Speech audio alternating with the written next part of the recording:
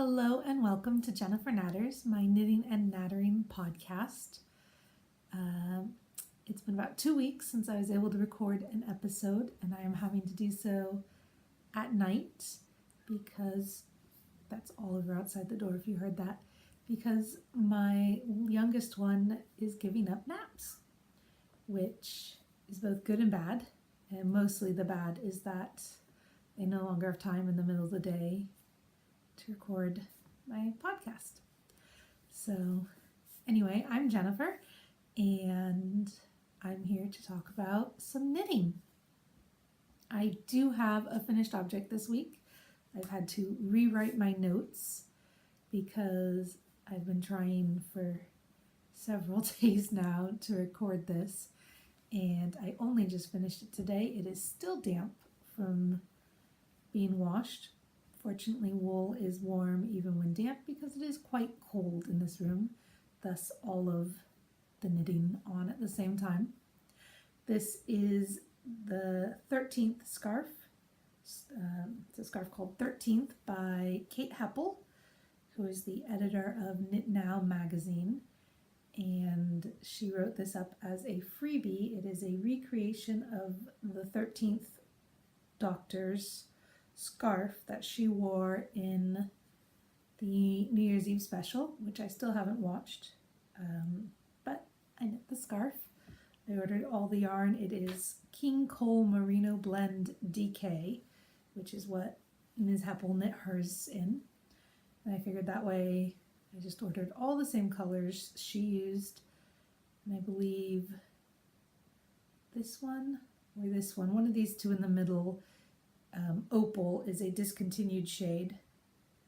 Maybe it's this one? Who knows? Opal is a discontinued shade, so I ordered it so I could have them all, and I didn't have to work out for myself what colors to use.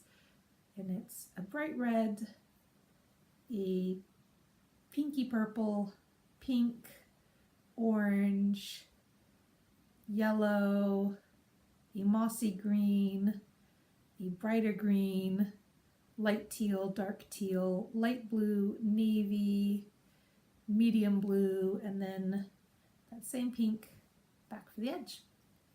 And the pattern does say to do a lot more rows of this blue here. I ordered, as per the pattern, I ordered 3 skeins of this blue. The other ones, the most I used was about half, although the pink I haven't weighed since I did this last bit at the end, so that one will be slightly more. But the other ones I've only used at most half for the ones where it's the wider stripes. But this one I used 2 full skeins of yarn, and I decided not to use the 3rd skein of yarn because I felt it was a good width already and a good size, and I didn't want it to be too much wider. So I just went straight to the pink. And I'm kind of wishing I only did 1 row of the pink, but not enough to have undone it and redone it again. As it is, I spent the whole day trying to cast off the edge.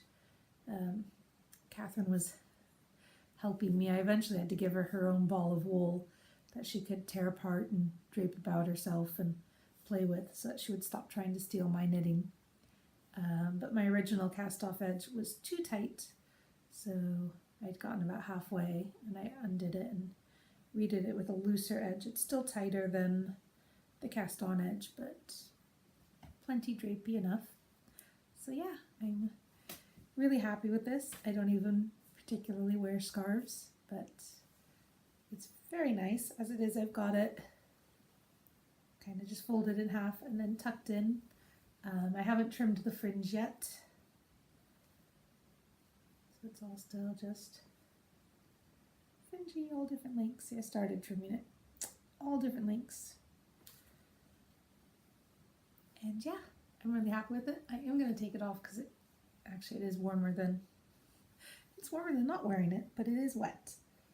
So I'll just put that over there for now.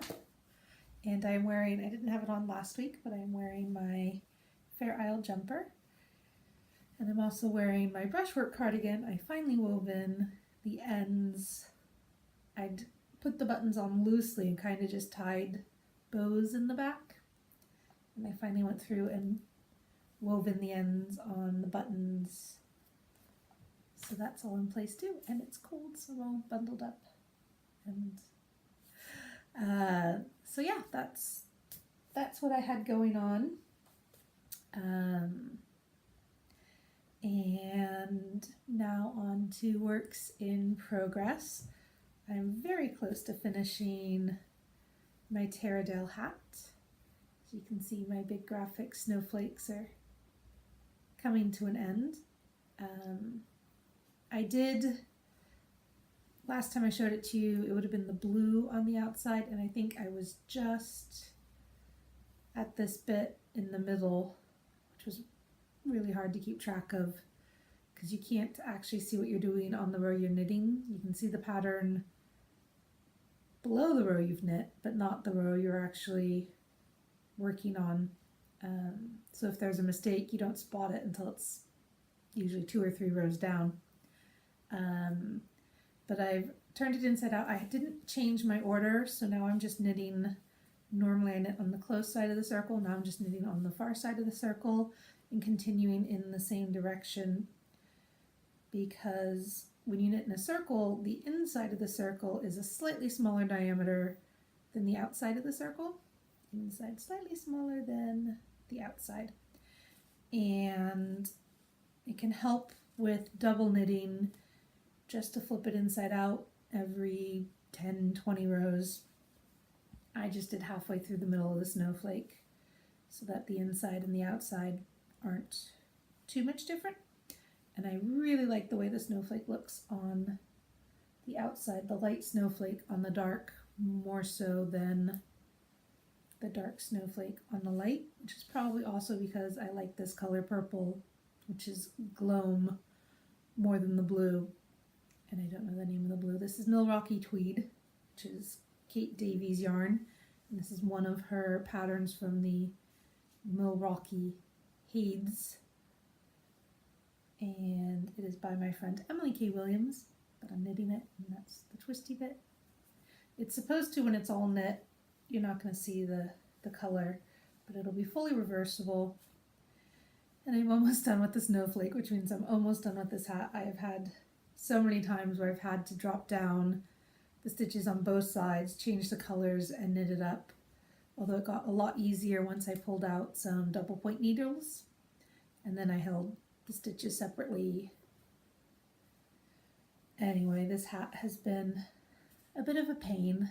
I do not enjoy double knitting is my conclusion, although it is one of the techniques I'm going to talk about later in my acquisition section. So I'm going to give it at least one more try in the near future. Although if I haven't finished this by then, it will be usable for that. Anyway, yeah, my graphic snowflakes are starting to come out, and this is what I've mostly been working on. You wouldn't even believe, where was I? So it's been almost 2 weeks since last I podcasted, and this stitch marker here, see, I was right in the middle of the snowflake. In almost 2 weeks, that's how much I've knit. That's a lot of knitting for not getting a whole heck of a lot done. Although I finished the scarf, and the scarf is a lot longer than I think it felt like when I was knitting it. There are a lot more stitches in that. The scarf's a free pattern on the Knit Now website if you want to check it out. There's a lot of stitches in there, but it's so pretty. Anyway, my hat, this is kind of my next project that I want to finish, so I feel like I can start something new. I kind of already started something new instead of the scarf before I finished it. The scarf only took a month. This is taking, I think, well, it's been about the same month, because I would have cast it on sometime in January. So yeah, that one's a little over a month. My other work in progress that didn't get a lot of work, I've made a fair amount of progress since last I showed it, which was, I believe it was somewhere down about here. And I've made it up about halfway through the heel flap. And last time I last time I podcasted, I didn't have it with me. It was in the room where Catherine was sleeping, and I didn't want to go in and get it. So I didn't show it to you last time, but I have been working on my Munlochy socks. This is a pattern by Clair Devine, and this is Black Isle Yarns sock yarn, which is a nylon-free sock yarn, and it's just got this wavy pattern in the front. And this is the second sock, and so as I've been knitting it, I've been comparing it against the first sock to make sure I'm getting it the same length.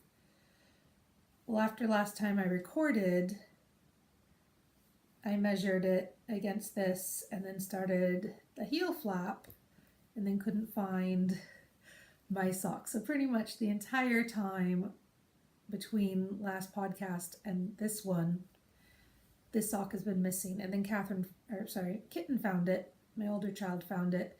It had fallen and gone under the bed, and I hadn't thought to look there.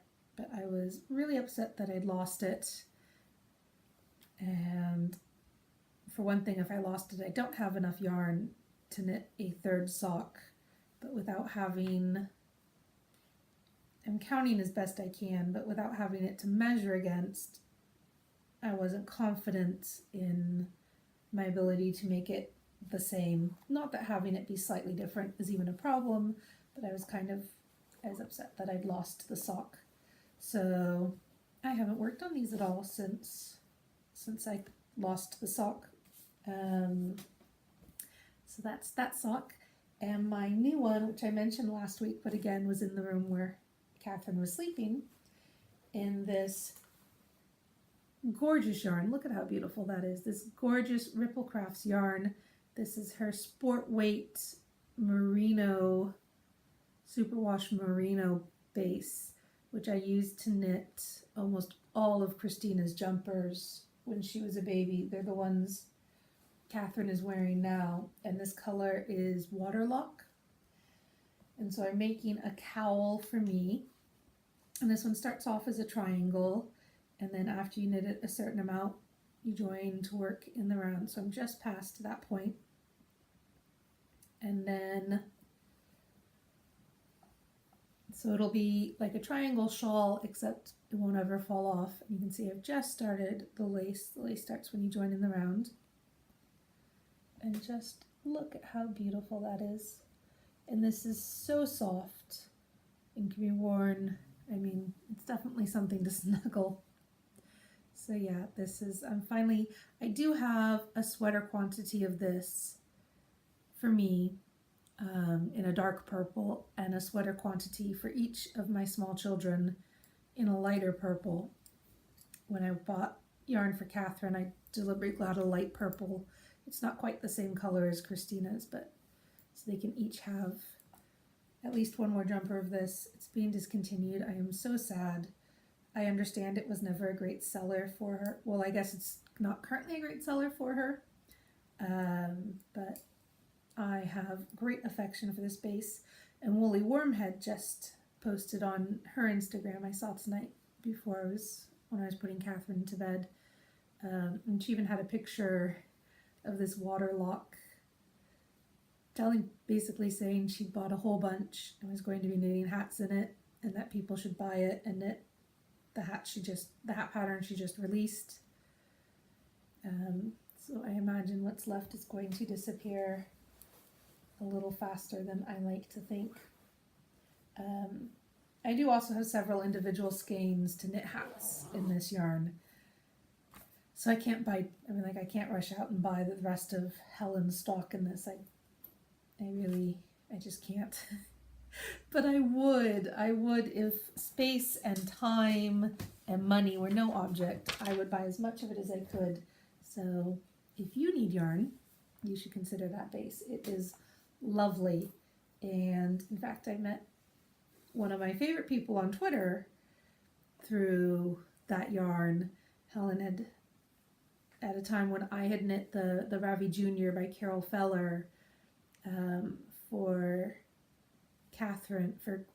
Kitten, my older child, She had knit one for her older child, who's just about 6 months younger than Kitten is. And her second child is just about 6 months older than Catherine is. But she knit the same jumper in the same base as me. And I said, you must be a neat person. And it turns out she actually is, which isn't always the case. So my other new cast on that you've not seen, I just cast this on this past Sunday, so I'd have something easy and portable to have at church. And this is another Ripples Craft Space. This is the doubly reliable sock yarn, which is a DK weight sock yarn. And apparently my ball is pulling towards the top, which means it was tensioned incorrectly when it was wound. But shouldn't affect the knitting at all. And this is a Rachel Coopey pattern. It's a free one, the Bob Socks, which goes hand in hand with her free 4-ply sock, her sock weight pattern, which is the Dave socks. This is the Bob sock. And it's these blues and purples. And the pattern is alternating 2x2 rib, and she'll get down to the heel turn. The pattern is written so that the 2x2 rib is the same length for all the segments, but I want my socks to be a little taller than specified. So the first thing I did is just, there, you can see this middle section's a little longer than this section, and I'm going to make the top section a little longer than the middle section. But these are knitting up so fast. I mean, I just cast these on Sunday, and I suppose it is Thursday, but I worked on them on Sunday, and that's pretty much all. I worked on them on Tuesday at midnight. One of the nice things about Catherine giving up naps is that she tends to get really tired around 5. And if you keep her awake, she pushes through it, and then we go to bed at 8 and she's asleep by 9. Whereas if she takes a nap at a normal time, it's a lot closer to 11 before we still go to bed at 8. It's just closer to 11 before she actually finally falls asleep. But she gets really tired around 5. And if the conditions are right, she will take a nap. So we can drop Christina off at at Girl Brigade. We can drop Kitten off at Girl Brigade, which starts at 5, and then go to knit night. And Catherine, the last 2 weeks, has fallen asleep on the walk, which means she's not running all over like a crazy thing and making me chase after her, which means I can actually sit and talk and knit. So it's just 2 one-hour sessions of knitting, and I've made good progress. It looks like I'm going to get some flashing, some pooling of the yarn, but in person it doesn't really, or at least in this light, it doesn't show up nearly as much as it is on the camera. But I don't really care. These will be nice, warm, cozy socks. It's a heavier weight, so they'll be thicker socks, they'll be warmer socks. My sock drawer only has 2 pairs of DK weight socks, and one of them, the first one I knit, is at the point where it almost has holes. They're really thin in some spots on the sole, so I need to darn them. They are worth darning. I should do that. And this one I just keep in my walking around bag, which also has a little bag inside of it where I keep my inhaler and things like that. So I have it all. When I go out with the pram, I can just grab this and have it with me. So those are the things I'm currently working on. I did sign up.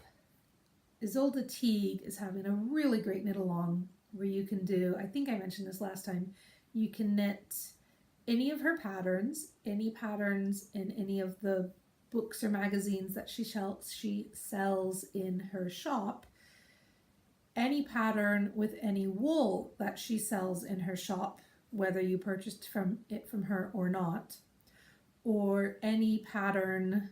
It is specifically for cardigans and pullover sweater patterns. Any pattern using a technique that you learned from Isolde. So like, I'm really sad because this one would have counted if I had finished it a week later, or she'd announced it a week earlier. I could have entered this in the finished object thread. And not only is it one of her patterns, it is not yarn that she sells. It's Jameson and Smith. But I used the tubular cast on and the tubular bind off, which are both ones where it's called for in the pattern, but I did watch her tutorials on her website to see how to do those. So that's nice.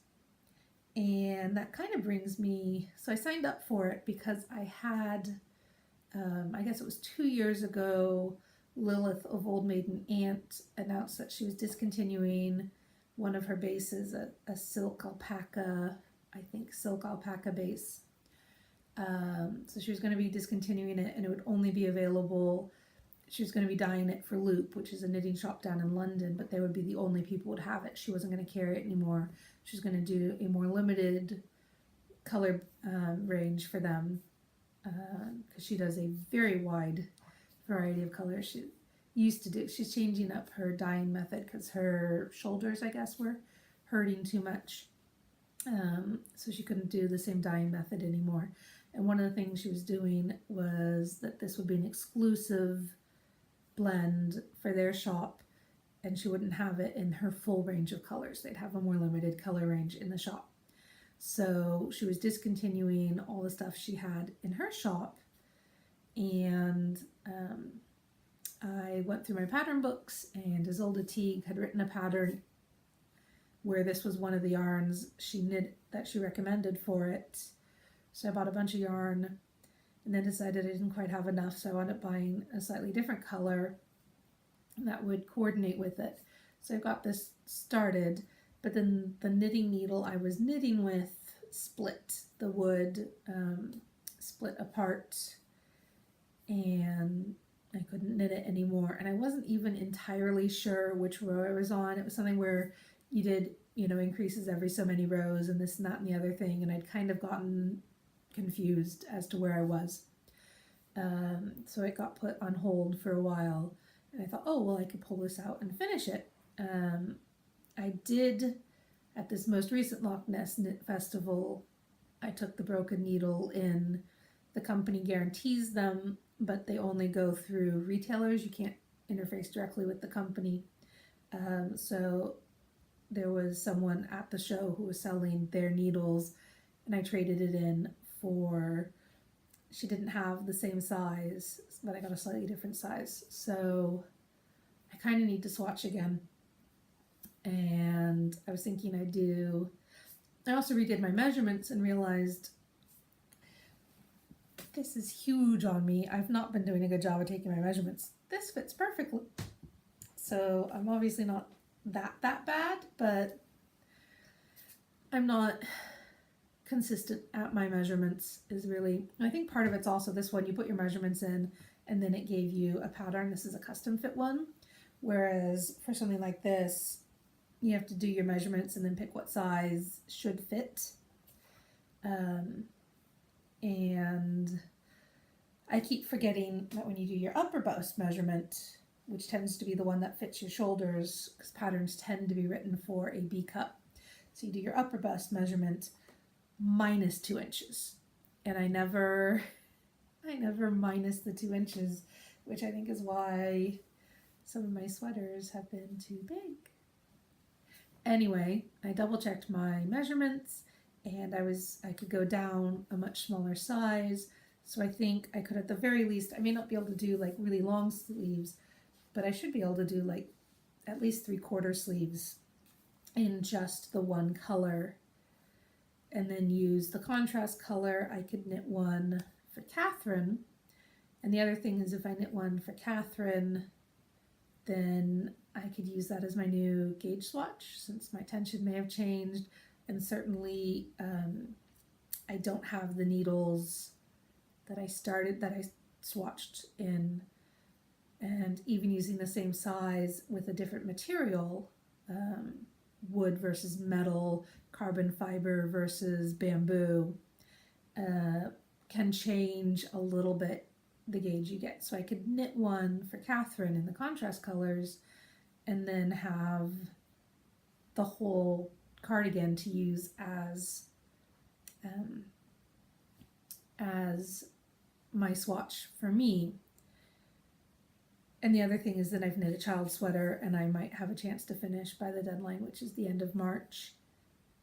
And because there's no way I'm going to knit a jumper for me that I haven't even started and have it done by the end of March, since I really wanted to clear off some of these other projects before jumping wholeheartedly, full-footedly into a new project. That said, the other thing that my main acquisition for this week is that the Arnall-Culliford family has announced they're doing another year of techniques. And I mentioned, I think I did most of a podcast about it. It was like episode 4 or 5 or something, about not this last year, but the year before, 2017, March 2017 through February 2018. They did a year of techniques, and for the first 6 months, they're releasing one pattern a month, and then the whole book came out, and then you knit the other 6 patterns in the book. And they also had kits where you could buy 3 months at a time, spring, summer, autumn, winter, buy the yarn for the knitting. And I did buy 2 of the 4 kits, and I knit all of the patterns except one, which was a pair of mitts, and I started knitting it. That was the second to last project, was the mitts, the Farrell stranded colorwork mitts. And I got to like there, and I tried them on, and they were too small, and I decided I wasn't going to worry about it. I was going to knit some other things. I've been knitting exclusively their patterns, and then like whatever I could fit in the odd week, or the socks I had carrying around with me, was all I knit that year. So I thought, I've only got like 2 weeks left in the month. I'm just going to set them aside, wait for the next month, skip it. So that is the one I didn't finish, and I'm kind of sad that I didn't finish it, but it was definitely the right decision to make. But yeah, so I really enjoyed it. Their chat room on Ravelry, not chat room, but their forum on Ravelry is really the one where I feel most at home. There's lots of other forums that I've dipped my toe in, and either they're too much, or they're not enough, or they all seem to be much older than me, or whatever it is. They're none of them my demographic, and this one has enough of a variety of people that it's also a really welcoming one. I trailed off as I said, it feels very welcoming and inclusive. And their policies for knit-alongs is basically just participation. You don't have to use their pattern, you don't have to use their yarn, you don't have to finish. You just have to try the technique, whatever the month's technique is, and tag your project. And you're in the drawings for the stuff they win. So I pre-ordered the book, and I thought, I'm gonna knit from stash. I've got so much stash. I really want to knit from stash. And then Jen posted a preview picture of this month's yarn. Well, first they posted, the first thing I saw was that the first pattern, the one for March, has been announced, which is a cowl in tuck stitch by Nancy Marchant. And one of the fun things about the first 6 months is you know what 3 months of yarn are, and you know what your list of techniques are, and what your list of patterns are. And it could be any project at all, as long as it's supposed to be something kind of small that something you could reasonably knit in a month. And I did the first technique while watching an infant grow to be 1 year old. And as I said, I did everything but one. So the first 6 months we got to guess who was going to be the next designer, what technique was it going to be, for which yarn, and what type of project would it be. And I was terrible. I got a couple, but I was terrible. but I did guess that Nancy Marchant would be doing the tuck stitch based on a list of designers and a list of techniques. So I was right about that one. And it's going to be a cowl. And the cowl is knit in Heppell wool gradient, which is a DK single ply lightly felted yarn that we knit a cowl in last time. That was Martina Benham. Sorry, if I'd realized I was going to say her name, I would have looked up how to pronounce it. Anyway, I loved the yarn, I loved the gradients, I loved working with it. So I saw the pattern, I thought I don't really have any gradient. That one was 2 balls of different colors. This is just 1 ball, and the pattern says we're gonna divide it into 2 uneven cakes and then knit the gradients past each other. And each ball is slightly less yardage than it would take to do a full gradient repeat. So you don't have to worry that your colors are going to, like, it's not going to start at one end of the gradient and then repeat. So you'd be having both colors, both yarns, both half of the yarn would be the same color at the same time. And it's guaranteed to split up. So I looked at it and I saw what color it was knit in, and it's not a bad color. It's a fine color. This year for the techniques, for the kits, they're doing 2 kits each time. One is the designer choice, so you get the yarn that would match what's knit in the picture, and the other one is Jen's choice, where you get the yarns Jen would knit it in. Well, it's the same yarn, but the colors Jen would knit it in. And I thought, well, I don't really know. For the most part, Jen and I like the same colors, but she's never met a shade of green she didn't like, and that's not entirely true for me. I like a lot of greens, but I don't like any of the khaki or, autumnal greens. So I looked through what colorways they have in their shop other than the one that was for the designer kit, and I thought that the fan block would be my favorite. Like, that's the one I was going to use. And then I saw that there were spoiler pictures for the yarns you get in the kits, and I looked, and Jen's included the fan block. So this one's a gray, purple, pink, and then you can't really see it, but there is teal. So it's gray, purple, pink, and teal. Those are my colors. So I saw that, and then the other 2 lots of yarn, that's just 1 ball for that. There's also 2 skeins of the Arnall-Culliford, their own yarn, which is an alpaca.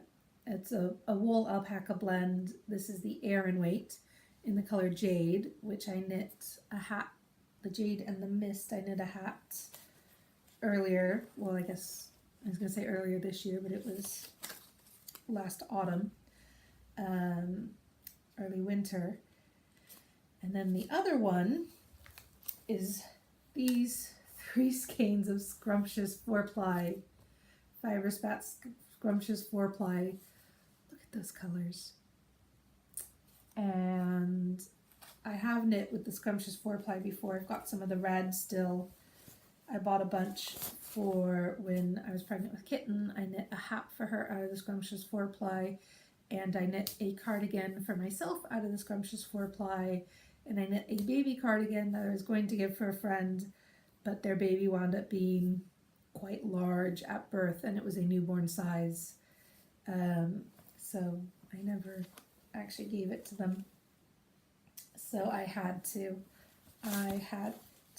In my defense, I don't really have a lot of Aran.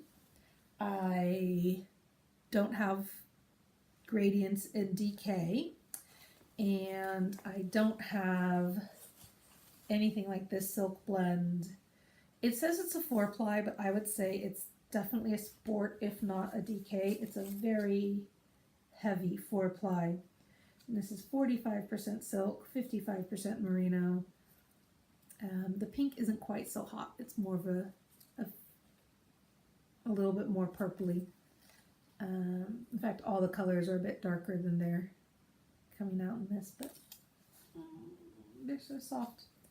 Anyway, I had the red, so I could have just bought two. I bought the kit. The kits are reduced from buying all the yarns individually, and there was a discount. If you're on their mailing list, there's a discount 10% off if you ordered that first weekend with the code. So, and the bag says another year of techniques. So I've got the bag, and I will try to knit from stash for the other ones. Maybe, even if it's just most of the projects or some of the projects from stash, that will help. But it does depend on what, I mean, you have to have that yarn in stash, which is the problem with stash. The yarn's all beautiful and lovely and wonderful, and you plan on knitting with it, and then you settle on a project that needs different yarn. But anyway, the list of techniques, so we don't know what the other two for the month are. The list of techniques are brioche, including increases and decreases, choosing colors for stranded color work, correcting mistakes in lace, tubular cast on in the round, which was the start of my vest, and definitely something I could use a refresher on. Dip stitches, double knitting including decreases. So I've got my double knitting project on the go, but it does not have double knit decreases. Finishing techniques for toys, seaming, stuffing, and embroidering faces. Gusset short row heels for toe-up socks. I have an Isolde Teague pattern that has a short row heel with a gusset, but it's top down. I almost cast those socks on instead of my DK socks, but they have a pattern, and I thought I can't be knitting in church while trying to read a pattern. It just has to be something I can do without looking at my hands. So anyway, yes, I do like short row heels for socks, especially self-striping socks, but they're not as comfortable. They don't fit. I mean, they're just not anatomically the same shape as feet the way that a heel flap is. And if you're not familiar, Catherine just made a squeaking sound, a sigh as she rolled over. A heel flap, since I'm right there, so you knit your tube, and then you knit a flap, and then you pick up the stitches on the side and the ones in the front, and you knit around. You do a little at the back to make a heel cup, but then you knit around and around and around, and that gives you a heel that looks like this. And this bit, the triangle here, is the gusset, and that's where you have these stitches. This is not the best yarn for this, it's slightly fuzzy. You've got these stitches and you can see they go away. It's just a little triangle. That's a heel flap and gusset. And short rows tend to just be the tube and then a little heel pouch, which isn't what your feet look like. But it does mean that your stripes stay all the same width and you don't break up your colors. But yeah, not as comfortable, really convenient. They're also really convenient for walking around socks, because you can either cut the yarn and unravel it a little bit and then put it in, or you can just do waste yarn where you know it's going to be and keep knitting and then go back and do the heel flap, or sorry, the heel when you have time. Whereas this, you kind of get to a certain point and you have to make it your stay-at-home project to work on, to concentrate a bit.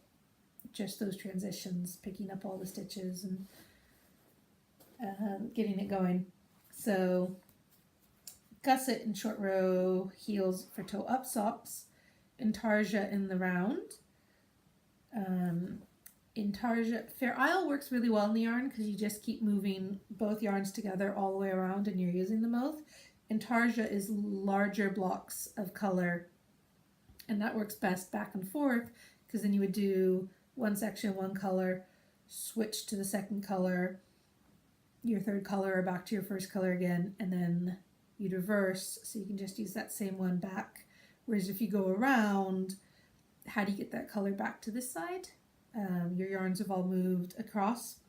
So intarsia in the round, and then joining yarn for color work. Marlisle, which is sort of a combination between Fair Isle and marl, is when you have like two strands together that look different.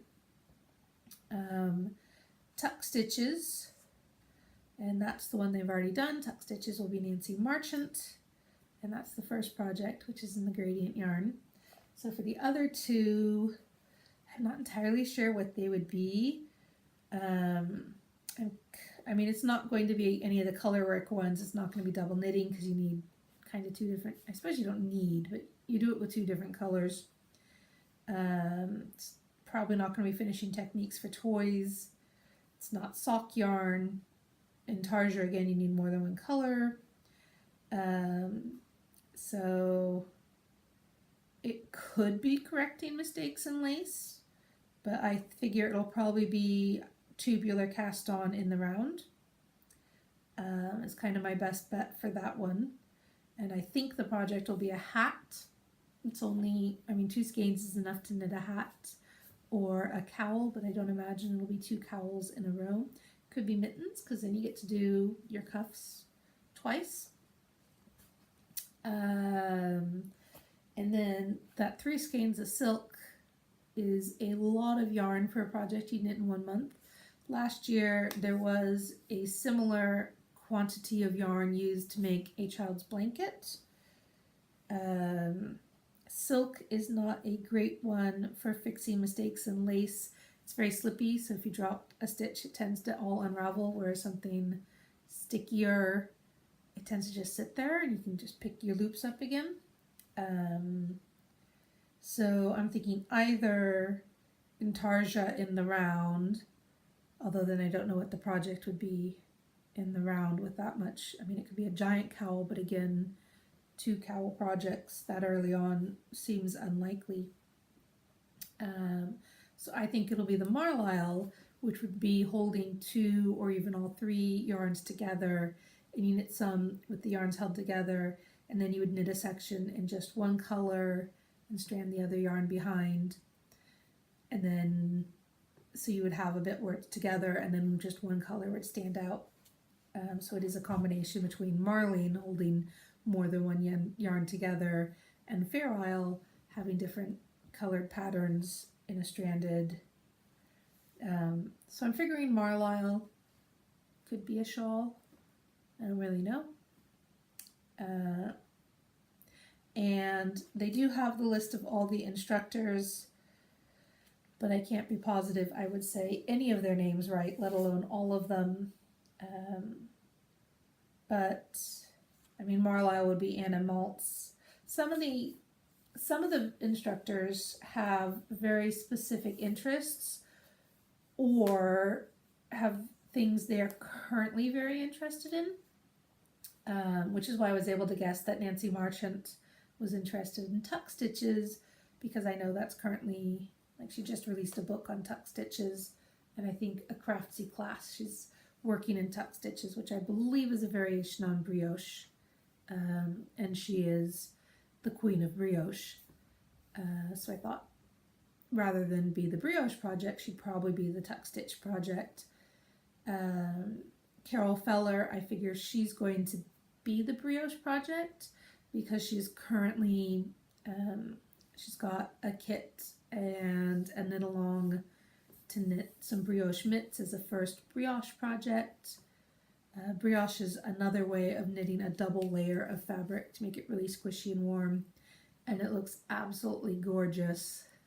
You can do all sorts of really beautiful things with colors and stuff with it, with the 2 different sides. And I suppose the merino silk could be a brioche, but again, if you drop stitches, it's 3 colors is really kind of where I'm at with that one, where I don't think it would be brioche, because there's 2 layers, I figure 2 colors. But Carol Feller is one of the designers, and she's currently releasing patterns in brioche. And so stuff like that, where you kind of, Anna Maltz has a book on Marlisle. It's kind of her thing. She invented, unvented. She is currently the one making a thing with it. And some of the designers, like Sarah Hatton has a pattern in it. Sarah Hatton kind of does everything. Wendy D. Johnson has a pattern in it. She kind of does everything. There's a few designers I don't know as well. Felix Ford has a pattern and she's really into color work. So I imagine she's going to be choosing color work. So some of them I have some intelligent guesses, but I don't know what you'll be knitting for any of them. So it's fun trying to guess what it'll be, and we'll see. Yeah. So that starts on March, the 1st of March. And that's my acquisition for this month. That's my acquisition for this week, but it probably is my acquisition for this month. This is going on a bit. This will be one of my longest episodes. Moving on to family. First up, Catherine has decided she's ready to start potty training. When she had chicken pox back in January, I'd gotten out the 2 potties that I could find and put them in the house because she'd had a lot of blisters in her nappy area and hadn't been comfortable wearing her nappies. So I put the potties out in case she felt inspired to try using them. She largely didn't. I mean, she didn't pee on the floor all that much, but it happened. Our floors, we don't have any carpeting. It's really easy to clean up. It's not a hardship. Although she would always be offended. She'd be like, "Mom, the floor just splashed me." And I'm like, "Yeah, that's not actually what happened." She'd be like, "No, right there. All of a sudden it splashed me." I'm like, is it possible you splashed to the floor? Kitten at 1 had her nappy off and peed on the floor, which was carpet. At the time, it was our old house. We did have very little carpet, and she did pee on the carpet. And she came running out like, "Oh my God, you wouldn't believe what just happened. It was awful." And never wet herself again. Not to say never. She did do it once or twice, but like once or twice until she was potty trained is not a lot. She would just be like, "I need a nappy now, please." And be like, "Okay, here's your nappy." And she'd be like, "Okay, I'm done. You can have it back." So we kind of thought potty training her was very easy because when she did come to potty train, she just did it. And that was pretty much her done. From the time she first sat on the toilet, she had no accidents. She either knew she had a nappy on or she knew she didn't and needed to use the toilet. It was, however, she didn't do it until she was a little over 3. Catherine is just past 2. I mean, she wasn't even 25 months when she decided to have a go. But anyway, we've had the potties out for a while, and so Catherine just went over at bedtime. I hadn't gotten her changed all the way, and she just went over and sat on the potty and was like, "Mummy!" I came over, and sure enough, it was full of wee. So we were very excited. We ran around and told Daddy and Christine Kitten and told Grandmama, and Oliver has figured out how to open the door. I had it closed because I had the heat on because, as I said, it was cold. Oh no, it was Libby. Libby figured out how to open the door. Couldn't tell from here which cat it was. All cats are black in the dark. Neither of my cats are black, but they were both black in the dark. Although I think she looked in here and decided, oh no, she's opening a little more. So yeah, she hasn't been consistent, but today aside, I think she's done a wee in the toilet every day for the last week. Come up. This is Libby, my precious little princess. She's not my princess because she's precious. She's my princess because she is a princess and you must worship her and you must do what she wants. She will not do what you want. So yeah, that's really exciting. And she's also been better about telling me when she needs her nappy changed. She'll say, "Mommy," she doesn't even have words, so she tends to be like, "Ooh," while pointing at her nappy, and you're like, "Do you need to go? Do we need to just change you? Which is it? Is it a poop? Big surprise until you find out. But even just being able to communicate that her nappy needs to be changed, knowing you've done a wee is the first step. Oops, sorry, cat butt. Is the first step to knowing you need to wee. So we're very proud of her. She's very proud of herself. She does enjoy sitting on her potty and considering her options, as it were. The other big news this week is Kitten moved up a level in swim class.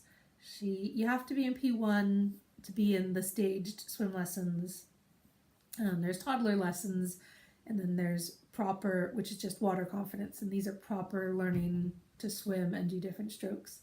So the first level is, I'd asked Kitten at one point what the goals were, like what she needed to learn before she could move up, and she said she had to be able to float on her back without any floats, and she had to be able to float on her front without any floats. And she had told me when she figured out how to float on her back, when she did that in class, but she hadn't told me that she could now float on her front without, like, do a dead man's float. But she must have figured it out, because I got a phone call on Monday, which I missed. So then I had to call back, and they don't answer the phone. You have to leave a message. And so then I got a call back from someone else who didn't really understand what was going on, because apparently the teacher is supposed to give you a sheet at the end of class, and then you take the form to the registration desk and they just help you sign up for the next level of class. Well, I didn't get one at the end of class last week.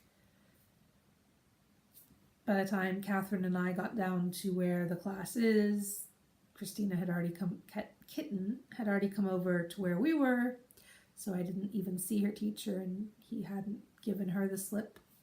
So I got a phone call on Monday, and then I'm trying to explain what's going on.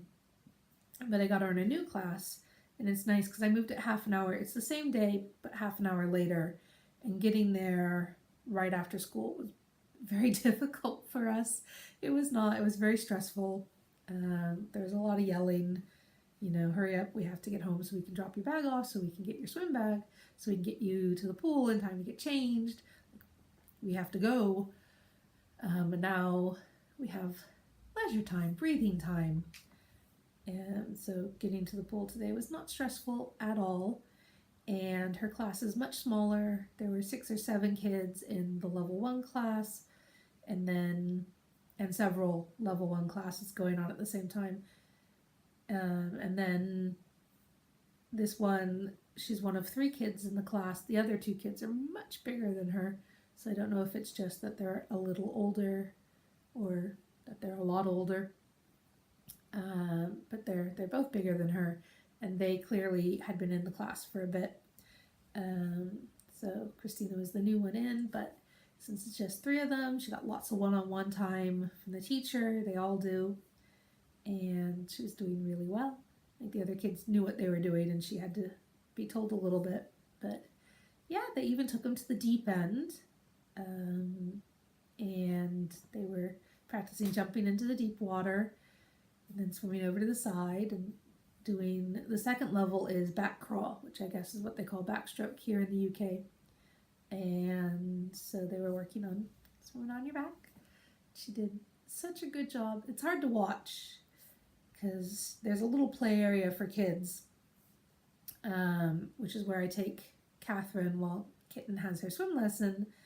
And it's at the top of the stadium seats that are next to the pool. And there's guardrails behind the seats, but there's no gate or any kind of, even a suggestion of a barrier at the top of the stairs. So if you have a child who runs around, you have to stay right there with them so they don't run right down the concrete steps. And by run, I mean tumble head first. And Catherine tends to run off in every direction, so I don't get to watch what Kitten's up to very much. But I did make a point of watching to see what they do. And at one point, because they were doing one at a time in the deep end, She was looking around. I could see she was looking for me. And I'm like, I'm over here. I am watching. Look, I'm looking at you. And she did see me. So that's good. I wouldn't want her to be looking and not see me, which probably happens a lot. Because a lot of the time, Catherine and I are run off to another part of the building. But yeah, I'm super proud of her. She's doing so well, and she's really happy in her new class. Really proud of what she could do. And I don't know what she needs to be able to do to move up to the next level, or even what the next level is, but she's doing really well. I'm very happy with her progress and with her happiness, and that's good. I also had her meeting with her teacher, who says she's doing really well and she's mastered most of the things she needs to learn in these very, like in this category, she's almost learned everything she needs to by the end of the year, and in this category, she's almost learned everything she needs to by the end of the year. I'm absolutely certain there are more things she needs to learn, even if it's just how to sit down and do your work and not flitter all about and talk with your friends instead of sitting down and doing your work. But I'm pretty sure that takes the entirety of some people's lives, really. So yeah, she's doing well there. Generally, we're having a good time. Yeah, so things are going well. And that gets us just about to the hour mark. If you're still with me, thank you very much.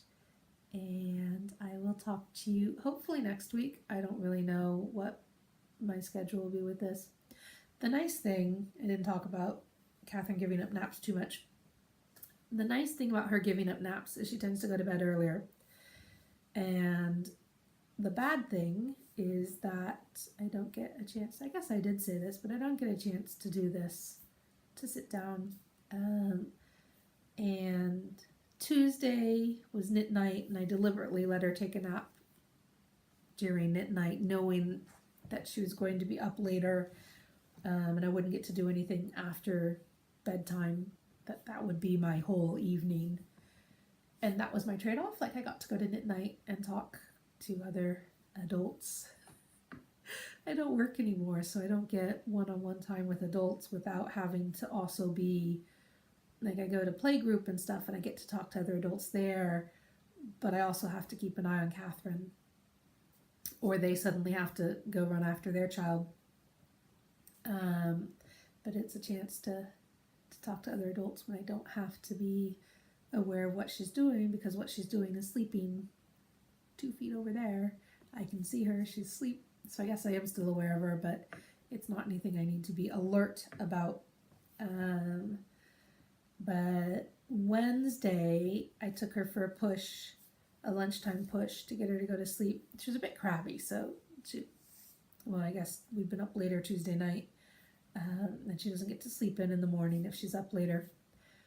So Wednesday I took her for a push, and I thought, okay, this way I'll get to do my podcast. And I got all my stuff together and all that and this and that, and was ready to start. Like, I was getting ready to push the button and say hi. I guess I didn't tell you what day it is. Today's Valentine's. I was getting ready to say hi. Today is the 13th, I guess it was yesterday. Let me tell you about my podcast. And my husband came in for lunch. And frankly, I'd rather have lunch with him than have the podcast. Or at the very least, I would rather have lunch with him than say, no, you can't have lunch in here. I'm doing my podcast. Like, that's just absolutely ridiculous. I would not do that. I love him and I like spending time with him. And this will be here whenever I get to it, however long that takes. So yeah, that's kind of the one downside. Catherine also had a bit of a cold last week. So she was going to bed earlier because she wasn't taking her nap, but she was going to bed early, but she wasn't sleeping deeply. And there were several nights where, like, I didn't even get to knit in bed because she wound up sleeping, sat up, propped against me. And every time I tried to move her, she woke up and cried, and I propped her up against me again, and she went back to sleep. So that's the reason I didn't get to do this last week.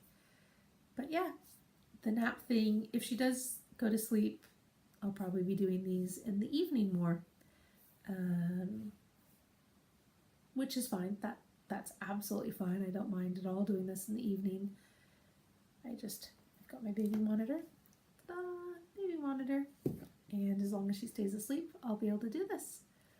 So yeah, it was a bit disappointing that I then had to stay up with her.